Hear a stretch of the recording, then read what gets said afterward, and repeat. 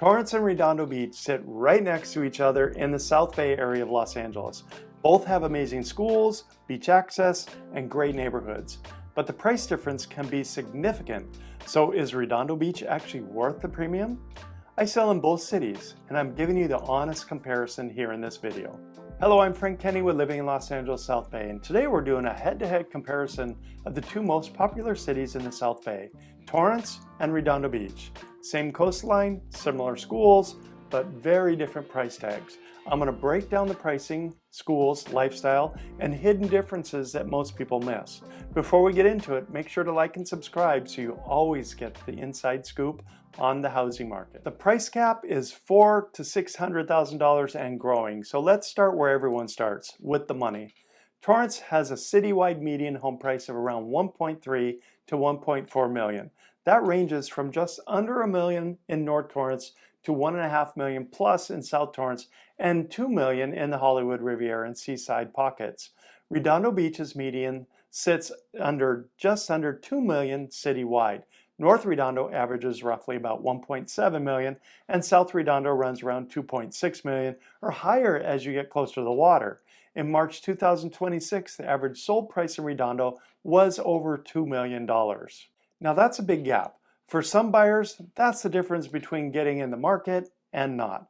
For others, it's the difference between a 3-bedroom and a 4-bedroom. Either way, it's real money. But here's what's important to understand. The gap isn't uniform. Some pockets of South Torrance and the Hollywood Riviera are priced very similarly to North Redondo, and some parts of North Torrance are priced more like Gardena, Lomita, or Hawthorne than like a beach city. When you're comparing these cities, you've got to get specific about neighborhoods, not just city names. Now for schools. Both cities are an A+, but there are differences. Schools is where both cities really shine, and it's a big reason families move to this part of the South Bay. Redondo Beach Unified School District is ranked the #1 school district in Los Angeles County and #5 in California, with an A+ overall grade. It's a compact district, 8 elementary schools, 2 middle schools, and 1 main high school, Redondo Union High. That smaller scale means concentrated resources and a tight-knit community feel. Torrance Unified School District is ranked #4 in Los Angeles County, also with an A+ grade. It's a much larger district with over 22,000 students across 30 schools, including 4 high schools, North, West, South, and Torrance High. That gives you more specialized programs, more elective options, and more athletic diversity. So which is better? Honestly, you can't go wrong with either. Redondo Beach edges Torrance on the rankings by a small margin, but both are among the best districts in the entire state.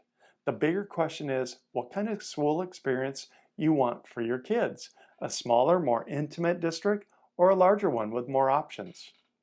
One important note, if you're buying in the Hollywood Riviera area, verify your school district carefully. Some homes with the Redondo Beach mailing addresses are actually in Torrance Unified, and some homes that are Torrance addresses are actually in Redondo Beach Unified. The city boundary and the school district boundary don't always match. This catches people off guard constantly. It's a zip code thing with the Postal Service.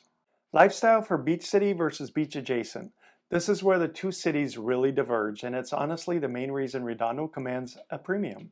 Redondo Beach is a beach city. The entire entity of Redondo involves around the coastline.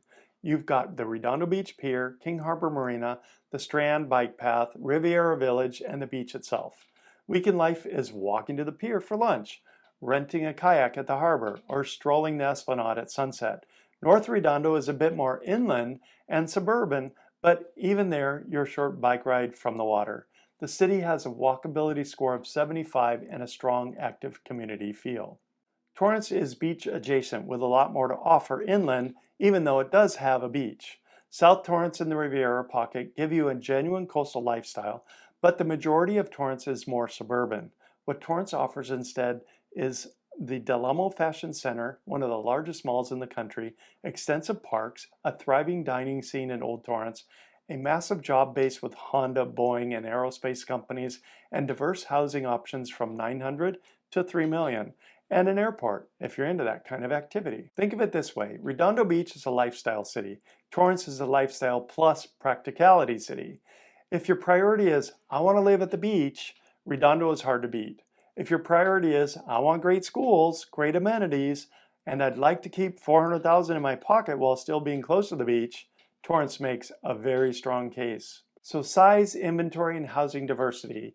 Torrance covers 21 square miles with 5 zip codes. That's a huge city by South Bay standards, and it means you have far more housing inventory to choose from at any given time. You can find condos, townhomes, mid-century ranches, modern renovations, hillside view homes, and everything in between. Redondo Beach is about 6 square miles. It's a much smaller market with less inventory. When inventory is low, that drives prices up and creates more competition. In March 2026, Redondo homes averaged just 27 days on the market. It's competitive. For buyers, this means Torrance gives you more options to be selective. Redondo gives you a tighter market where you need to move fast and may face bidding situations. That said, even though Torrance is bigger and may have more homes for sale than Redondo, it's still a very tight market for buyers. So either city, expect to compete for homes. The hidden factor is property taxes and insurance. Something most comparison videos skip is ongoing costs. Property tax rates in Torrance and Redondo Beach are similar since they're both in LA County and generally in the same area. But because Redondo's home prices are higher, your actual tax bill will be significantly larger on a comparable home. Property taxes in the area are fixed at 1.25% of the assessed value. Insurance, well, that's another consideration. Both cities are coastal, but their exact location relative to flood zones, hillside, and coastal exposure can affect premiums. This is becoming an increasingly important factor for California buyers, as I covered in another video. And don't forget HOA fees. If you're buying a condo or townhome, some of the beachside complexes in Redondo carry substantial monthly fees that can add hundreds or thousands to your housing cost. Actually, HOA fees are hefty no matter where you buy. Investment potential in both cities has historically appreciated well, but the dynamics are different. Redondo Beach has been posting strong year-over-year gains. South Redondo was up nearly 15% recently. The AES power plant redevelopment project promises to transform the waterfront and can drive significant value increases in surrounding neighborhoods. If that project delivers, early buyers in that area could see substantial returns. Torrance offers more upside for value buyers. North Torrance in particular has been seeing a strong price growth and ADU development interest. The price floor is lower, which means there's more room for appreciation. And because Torrance has a massive employment base with Honda, Boeing, aerospace, and a whole host of industries, including small businesses, there's actually built-in demand from corporate relocation buyers. So, who should buy where? Buy in Redondo Beach if beach lifestyle is your top priority. You want to walk to the water, the pier, and Riviera Village. You want a smaller, tight-knit school district ranked in #1 LA County. You have the budget for $1.5 million and want a true beach city address. Or you're excited about the long-term potential of the AES development. Buy in Torrance if you want the best value in the South Bay with A+ schools, or you want more housing options and less competition. You're budget conscious and want to keep the $500,000 to $600,000 for other priorities, or you value amenities like Del Amo Mall, a diverse dining scene, and a strong job market. You want ADU or investment potential on a larger lot, and honestly, some buyers end up looking at both. West Torrance and South Torrance give you a lifestyle that's very similar to Redondo at a lower price point. For many families, that's the sweet spot. So what's the bottom line? Torrance and Redondo Beach, they're both excellent cities with A+ schools, beach access, and strong communities.